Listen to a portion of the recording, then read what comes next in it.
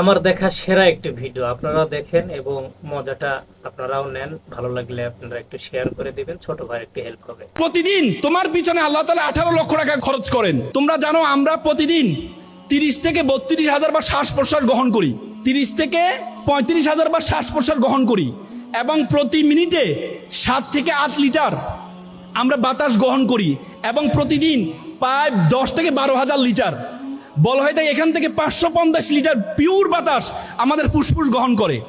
বলা হয় তাকে এটাকে যদি সিলিন্ডারাইজ করা হয় এটার মূল্য হবে 18 লক্ষ টাকা।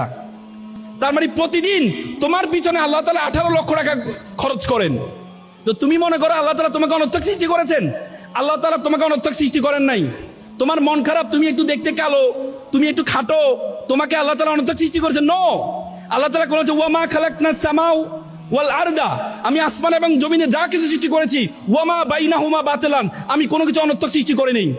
আল্লাহ তাআলা তোমাকে অনর্থক সৃষ্টি করে নাই।